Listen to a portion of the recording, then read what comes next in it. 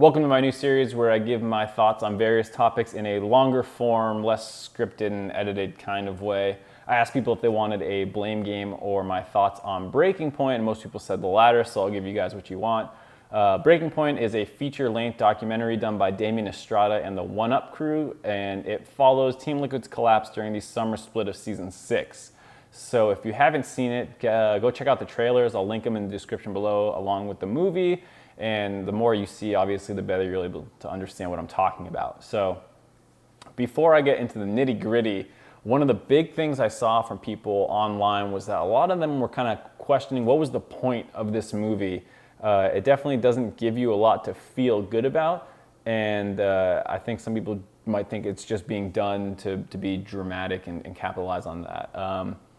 And I can kind of see where they're coming from because there is kind of a lack of a moral at the end of the story, which I understand why they might be a little confused. The film kind of just ends with, the collapse in the gauntlet. The players give their thoughts on the season overall, and then the GM and coach are talking a little bit about next split. And it doesn't feel like it wraps up really nicely. And I can understand wanting to just, I'm not a director or artistic person really. But I can still kind of understand the idea of wanting to just present the story and make of it what you will. This is what happened, and we're not trying to push an agenda here. But that said, I wouldn't have minded a more heavy-handed approach to the ending of the movie just because it really doesn't give you much to feel good about. And if there was something that we can say like we learned from it at least, I think it would have felt a lot better for a lot of people. So I'm going to give you my takeaway from watching the movie, and maybe it resonates with some of you as well. So my big takeaway is that this is a story that at the end of the day, in competitions like the LCS, sometimes things just go to shit and there is no feel-good moment coming. The real world has a lot of losses and failure, and it's not always the respectable failures either, where someone tries their hardest and puts all the work in and comes up just short, but they're a better man for it, like the Rocky Balboa story. There's none of that in this movie. This is a failure in a true sense, where you look back and you are not proud of it.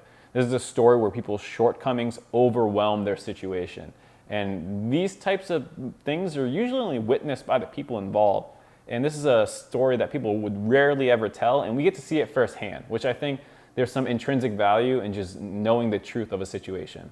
People's shortcomings are the focus of this movie. As almost no one comes away looking good in it. There's obviously the Loco Dardoch story where Dardoch is unable to really control his emotions and attitude, despite being a necessary ingredient to the success, is ultimately also destructive. There's Loco's inability to really connect, understand, and lead the players despite having a strategic mind for the game. There's Piglet's lack of leadership, even though he is the most veteran and probably best player on the team, you could argue. There's Matt's confidence going up and down, too far or too low, and then there's Fabi's complacency once he gets subbed in and starts doing well. There's so many different things that go wrong for different people over the course of the film. I'll give my thoughts now on the main conflict in the movie between Loco Doco and Dardoch, starting with Dardoch. I'm using my background coaching a little bit, and I think he has one of the hallmarks of being immature in that he feels like he needs to say something when he thinks something isn't fair. It's just one of those things that you see it a lot in younger people. I used to be that way too, where if I saw someone wrong on the internet, I felt like I had to reply and argue with the person. And it's the same thing. I used to argue with my dad, and he'd be like, "The world's not fair," and I'd be like, "We should make it fair, Dad." And it's just ridiculous arguments. But as you get older, you kind of realize sometimes you just bite the bullet, and you're like, "Yeah, okay, my bad. I'll try and do better at that." And to give an example from when I was coaching, there was a player X, who didn't get up for scrims in time.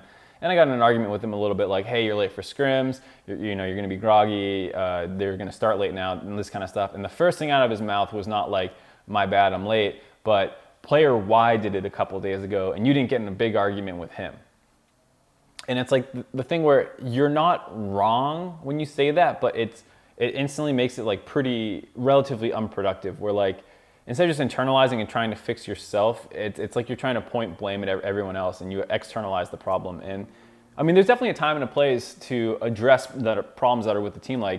If it's a big issue where people are constantly being late, and you want to be hey, we should fix this issue, then that's different though than the first thing being out of your mouth being, this other guy was late. And it happens so much in teams from what I see, like all the time, like, oh, you stopped talking this game because you shut down. And it's like, oh yeah, well 2 games ago he didn't say a word and you're coming at me.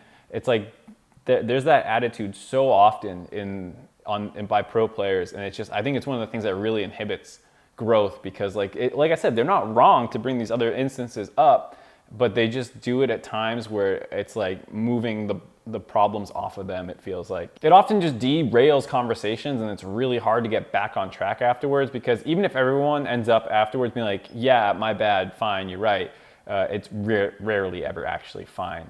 Another issue that he had, of course, was like his attitude and tilting and just being too emotional. And if you could, like, you can just compare his desire to give up versus CLG. Just fucking do Baron or some shit, dude. I want to go to the next game already. Let's just keep starting, man. This shit is so fucking pointless. What the hell? I just want to play the next one. Compared to like CLG thinking they can really win versus TL. All right, boys. This is our fight. Here we go. Yeah, they're fighting. They're going on Jane. I'm on there, sir. Nice, man. Watch it. Look at Cass. There's no flash. I'm looking. I got Cass. Nice. Maybe Afro's somewhat not serious there and just trying to be optimistic or whatever, but at the very least, you can see that they have a decent team mentality, and CLG's always said that they all believe in each other, and they did have a ton of comebacks in the summer split, so maybe they really do think they can win any game. And just having people prop you up is so useful for improvement over long term, whereas like if someone's gonna badmouth his teammates, even to their face, it's almost impossible long term to improve and keep winning, because it might be good for a couple weeks or months, but then it's just like one bad thing happens and then it's just off. And it's a long season, so like as soon as something breaks, it's often broken. Like I think there's some quote that's like, friendships are built in a year but broken a day or something like that. Like, so it's really hard. Like you can get all your teammates' trust, but if you just like shit talk them once, it's hard to get that kind of trust and confidence back. And I think it's really dangerous when you have a player like Dardoch who's going to destroy that team atmosphere so quickly, potentially. And that said, I do think he's a super skilled player, and he's actually a pretty nice guy. Like I think the team environment and the stress gets to him, but he's hilarious, and he's like really nice outside the game. So I think, I hope he gets another chance. I love watching him play, and I know he's good. So I hope some team takes a risk on him. I think he's worth it, especially for some of the lower level teams, but you'd probably want a backup plan at the very least. But he's super good, so I would really hope he gets another chance. On Loco Doco's point, it's kind of weird for me to evaluate him as another coach, but it seemed like he kind of had the problem of just getting too emotional and like a little petty at points. And it's hard as a coach because you're just held to a higher standard, right? Like you're supposed to be the authority figure, the one that people not necessarily look up to, but if there's an argument, they're like, well, come in and settle this. And, it's so hard to be taken seriously if you get sarcastic and asshole-ish. Like a player can make a sarcastic comment to a coach, and the coach should be able to get through it. But then if a coach makes a sarcastic, asshole-ish comment to a player, it's so much worse. And it's really hard to avoid those kind of situations because you're human too, even though you're expected to be this like, arbiter who's unbiased and this kind of stuff. But it's hard not to get dragged into it as well, especially when you're like in constant arguments, which is I think what happened in the Korea situation where they just couldn't get apart from each other, Dardoch and Loco and Piglet to an extent, where they're just butting heads over and over, and there's no one else there to help. So it was just Loco as the support staff, from my understanding, which is really hard to deal with. You get into situations with players where you're arguing so much, it's so hard to not get emotionally charged as well. And it felt like a lot of times when that happened that Loco started saying things that, once again, it's not wrong, but what is the value it's providing? There was a time where Dardoch would start being sarcastic and Loco was just like, hey, you're using your sarcasm as a defense mechanism. And it's like, yeah, that's kind of true, but like, do you think that's going to win you an argument against him right now? And it seemed like so many of those conversations just like they were so far removed from the game. It seems, very hard to improve when those are the kind of arguments that you're dealing with.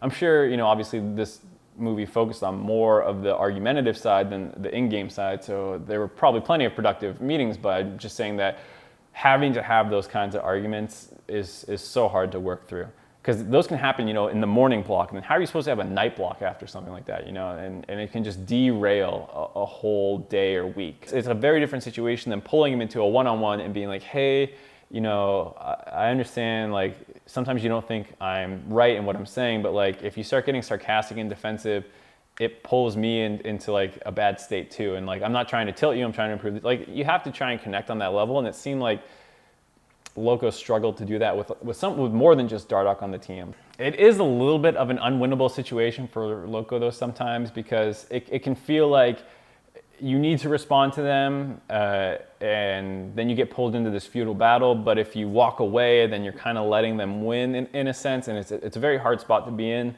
and I don't envy it at all. But I do think it's fair to say that he didn't handle it well. But once again, I'm watching from the outside. I mean, that said, I did have a lot more access to the team than most people. Like, I was still really good friends with a lot of the people involved in the team. And I would sometimes like hang out at their apartments and talk to them about what's going on. And like, this movie didn't even show the worst of like everyone's interactions. So I wouldn't say it's a tame version, but it's not the worst either. And so I think everyone involved in this movie, I think the movie as a whole is just kind of about people's shortcomings. And almost every single person in the movie holds a decent chunk of blame for the collapse that happened this season. It really didn't seem like anyone stepped up to be the bigger man for more than a couple weeks at a time. Over the course of the season, if a team didn't actively improve from start to end, then there's probably some underlying interpersonal issues stopping that from happening. And I think it's true for pretty much any team that you see struggling in esports. I mean, old CLG, Curse, C9, TSM, like Energy, Apex, Envy, TL, like, any of these teams that are really struggling a lot are probably going through some stuff like this, though not necessarily the same issues or to the same degree. And I think just showing how these kinds of situations evolve and erupt over time is interesting. And I hope we get to see some of this stuff resolved next season. I hope Dardoch's back in the scene. I hope he finds a team. I hope Team Liquid bounces back. Obviously, I still like them. They're my alma mater, basically. So I'm looking forward to see what happens with everyone involved. Until next time, guys.